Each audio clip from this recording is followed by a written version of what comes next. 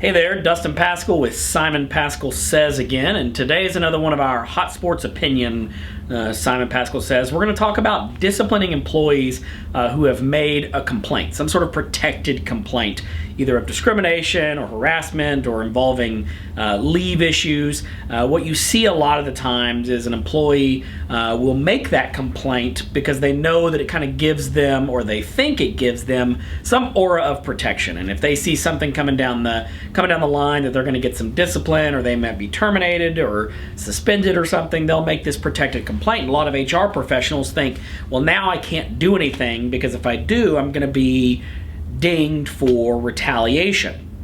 And we're maybe a little bit different than a lot of lawyers. We're going to tell you that that's not, something you necessarily need to worry heavily about.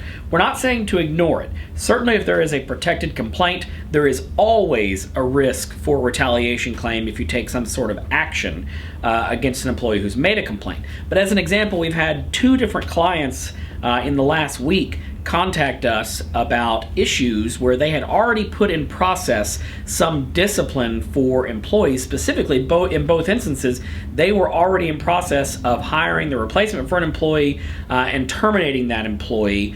And then the employee came in and made a complaint in one instance, and in another instance, the employee wanted some leave protection. And so both clients hesitated for just a moment because they had some fear, rightly so, that now really can we do anything because of those complaints, because we don't want to get dinged for retaliation. And our comment to them and our comment to you is, if you have already got something in process with an employee, you've already done some work on hiring a replacement, doing some interviews, or you've already documented some discipline and just haven't had the chance to address it with the employee because the employee hasn't been available for some reason. If you have some evidence, something that's better than just your version, a he said, she said, which is okay, but not always real strong. But if you have some evidence, you can pull someone in and say, look, this is someone we interviewed. They can testify that we were already in this process. Or here's the paperwork for the discipline we were already going to do. If you've got that kind of stuff in process, you have some protection to be able to say, I know you did this complaint, made this complaint, but we're still going to take this action against you because it was already in process. Because remember, it's only retaliation if the action you took was in response to the complaint. And if you have evidence that you can present that shows the action you took was not in response to that complaint, but was rather for something already in process, then you can defeat that claim.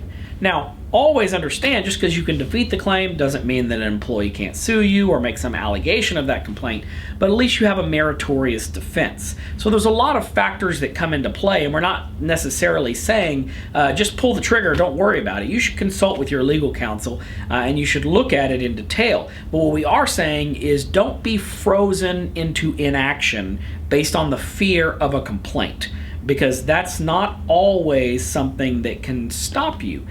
Even if there is a complaint, you can likely still take action if you already had that action in process. So just something to keep in mind as you're going through. Don't let employees hold you hostage because they also know the law and they're using it to their advantage. So that's a little Hot Sports Opinion there for you from Simon Pascal Says. We'll see you next time.